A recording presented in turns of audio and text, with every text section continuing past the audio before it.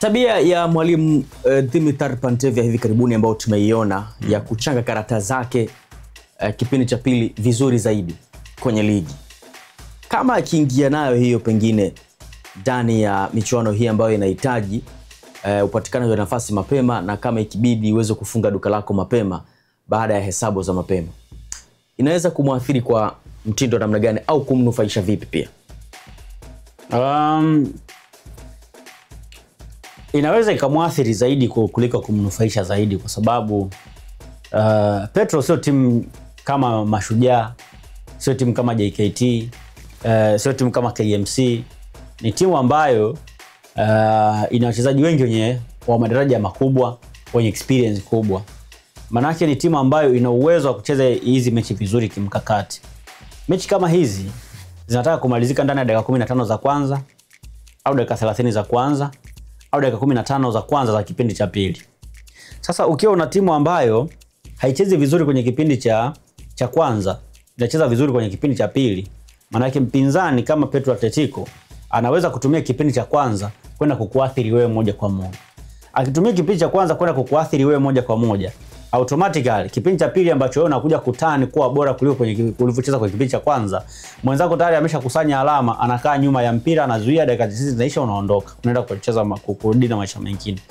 Moja kati ya vitu ambavyo Petro Pantev hatakiwi kuvifanya kwenye mechi hizi za kimataifa ni kucheza vizuri kipindi cha pili na kucheza vibaya kipindi cha kwanza. Yaani hiyo kitu itaenda kumwathiri sana kwa kiasi kikubwa. Yeye anapaswa kupanga timu yake kadiri anavyoweza. Amalize mechi kwenye kipindi cha kwanza, kipindi cha pili aende kubai time ili mechi iweze kumalizika.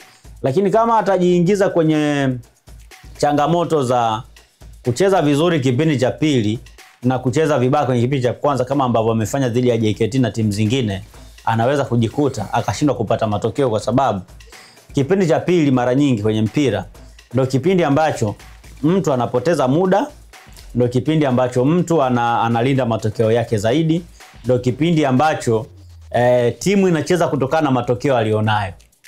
Kwa kama ameshashinda, yani utajikuta mipira imetoka tu nje, faulu za hapa na pale, kupoteza muda kusikoeleweka. Ni nzuri sana kwenye hiyo. Mwisho wa siku utakuta dakika 90 zinaisha, umepoteza mchezo. Sasa ukishapoteza mchezo, tayari umeacha alama 3 hapo. Na kwenye michuano ya klabu bingwa unacheza michezo 5. Sio? Ziko mechi dhidi ya 2, 4, 6. Unacheza mechi 6.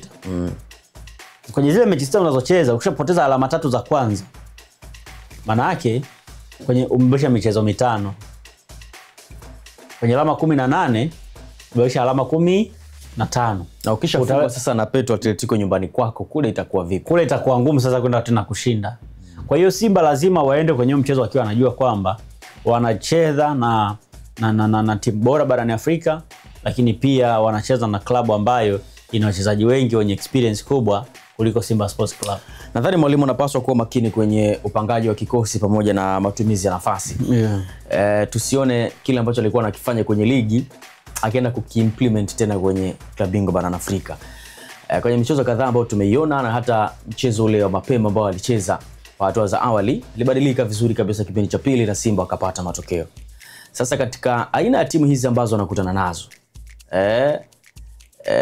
kidogo usipopata matokeo mazuri kipindi cha kwanza, wale wanaweza kuja kukudemoralize kipindi cha pili, kwa sababu ni timu ambazo zikiona wakati fulani hivi akacheza na MC Alger Benjamin Mkapa, imefika kipindi cha pili hujapata bao, kidogo inakuwa ni ngumu.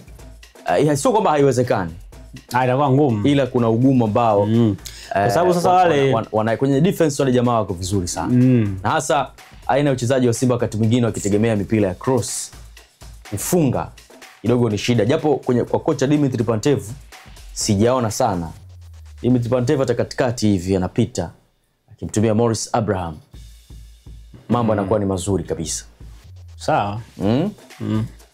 Lakini wanashangaa sana timu zetu kupenda kutumia hizi timu kutoka ukanda wa Afrika Mashariki wakicheza na timu hizi kutoka kwenye kanda hizi za Kiarabu. Upenda kutumia mipira ya cross kutaka kufunga. Na ukifananisha hate ya wachezaji wa mataifa haya na klabu ambazo wanacheza na namna zile crosses zinavyochezwa. Unaweza ukatazama dakika 45 wanatumia hizo cross na hawajapata hata shoot on target hiyo na bado wanaendelea kuzitumia. Tatizo linakuwa ni nini? Sasa unajua kwenye mipira ya juu sio kila timu inaweza kufunga magoli kwenye mipira ya juu. Lakini pia sio kila mshambuliaji yule naye kwenye timu ni mzuri kwenye kufunga mipira. Na sio kila timu inaweza kufungwa aina hiyo ya magoli. Na sio kila timu. Lakini wao ni wazuri sana kutumia aina hiyo ya mipira. Kwa sababu sisi mara nyingi hatuna wachezaji ambao ni wazuri kwenye kuzuia mipira ya kutenga.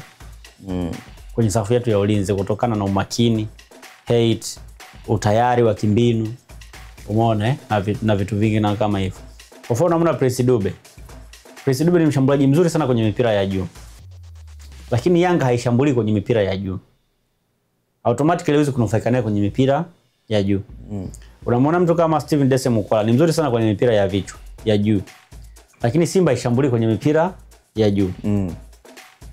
Kwa hiyo wakati mwingine timu inawezekana haifungi mipira ya juu kwa sababu ya namna inavyocheza.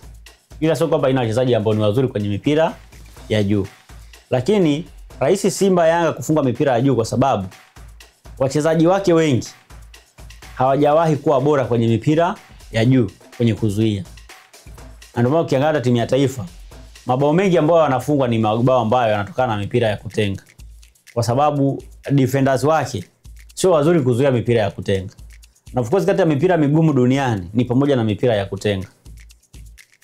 Kwa sababu watu wanasimama wanajipanga. Sasa kitaratibu mkishamweka mmejipanga, lazima mpangane. Mwenye kimo kirefu anakaa na mtu mwenye kimo kirefu. Mwenye kimo kifupi anakaa na mtu mwenye kimo kifupi. Sasa wakati mwingine sisi kwenye kujipanga, watu wanajipanga tu randomly. Lakini pia kujipanga ni jambo la kwanza. Uwezo wa kuruka ni jambo la pili. Ambao kwenye uwezo wa kuruka tunahitaji kuwa na mchezaji mwenye fitness kubwa zaidi. Ndio anaweza kuruka kwenye kwa urefu mkubwa zaidi. Sasa wachezaji wetu wengi mara nyingi kwenye fitness yani hawajawahi kuwa bora sana kwenye fitness. Kwa hiyo ndio maana unakuta sasa hata kwenye kuruka anazidiwa kuruka. Mpira unakuja mwenzake anaruka mapema kuliko yeye. Kwa hiyo zipo changamoto ambazo zinatokea kwenye mpira wa miguu ambazo zinachangizwa zaidi na matatizo yetu ya ndani tulionayo kuliko kuliko kile ambacho mwalimu mara nyingi anakifanya ndani ya timu.